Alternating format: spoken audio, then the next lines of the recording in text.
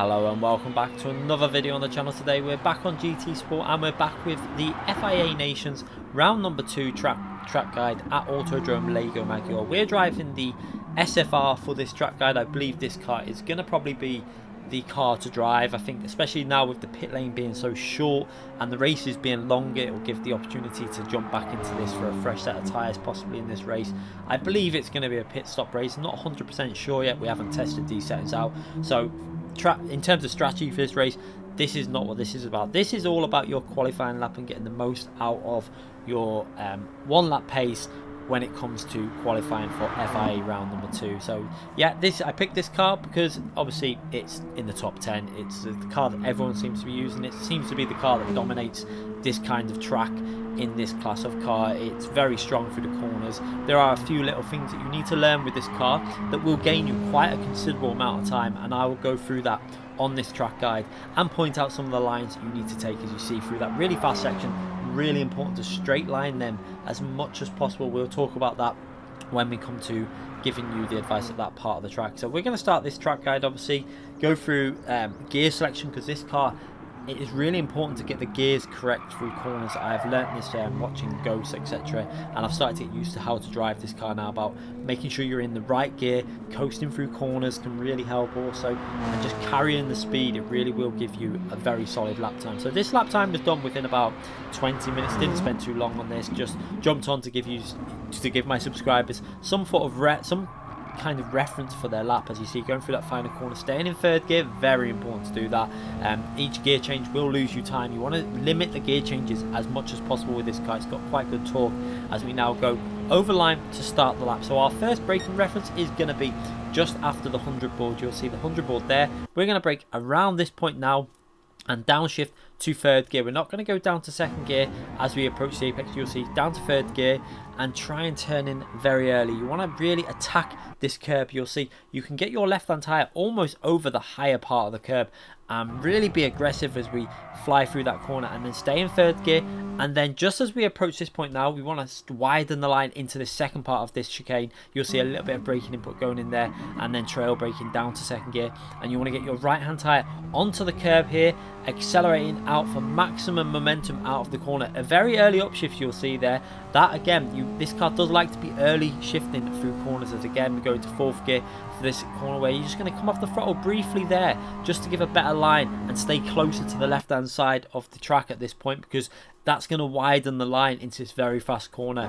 And another thing with this corner is you can cut quite a lot off it. You'll see a little bit of braking input going in now. That's where we're starting our brakes. Staying in fourth gear. I'm not going to go down to third gear. Watch what this does. Obviously staying in fourth gear, attack this corner. Really, you can cut quite a big chunk off this corner. Just be careful not to take too much off, and then staying in fourth. And watch how the Ghost in front was in third gear, but because we're in fourth, watch the momentum as you come out the corner. We actually overtake that Ghost at this point of the track and actually gain a slight bit of advantage. As you see there, that goes slightly behind.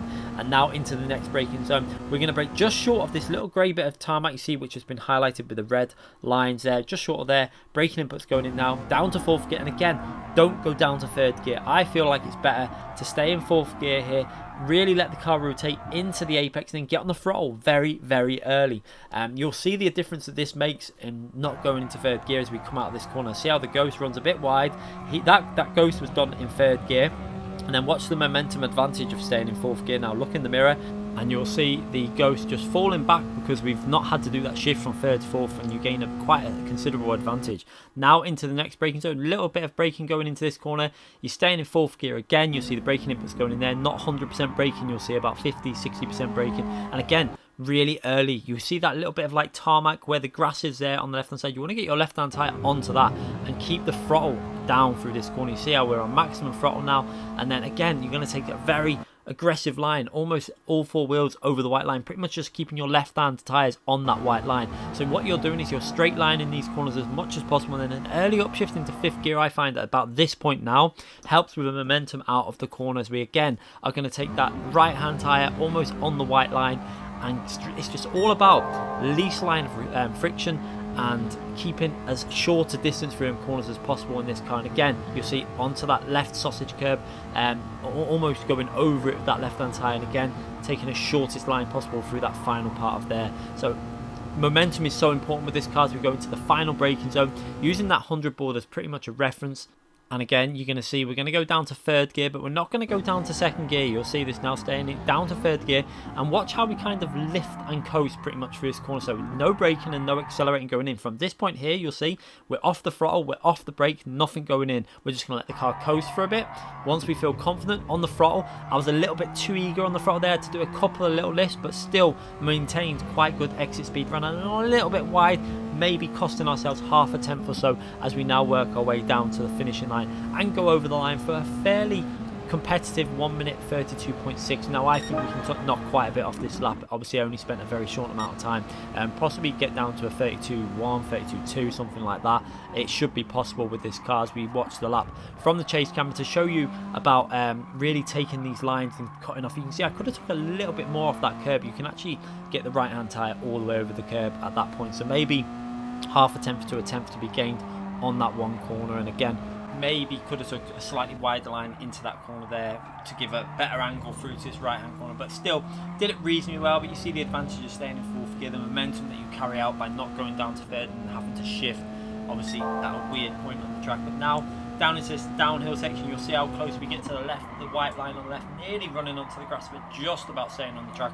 And you'll see there maybe a few inches I could have got closer to that curb, maybe half a foot, which then would have given us better momentum up this hill, so maybe half a tenth or so there on that corner. For this left hand corner, you'll see how much we straight line this now. This is really going to give you an example of how you have to really attack the corners and create as least resistance as possible all the way through that sector. And then again, over these last few curves, you see again straight lining it as much as possible all the way to the right hand side there for that curve, and then just putting as much as little steering inputs in as possible, which will then scrub off as little time as possible. And then into that final corner, you'll see how we lift and coast, then back on the throttle and carry the speed on the exit of the corner to go over the finishing line for a reasonable lap of 1 minute 32.6. Like I say, I'm sure we can improve this lap, but as a reference point, as a lap, I think this should help you out. I hope it does. Let me know in the comment section if it helps you out, obviously. I'm going to leave you now with the lap at full speed again, so you can have a little watch back at the full speed with the sound on. And remember, if you haven't already subscribed, make sure you hit that notification button so you don't miss any future videos. We'll be back with more live streams and videos and track guides, etc.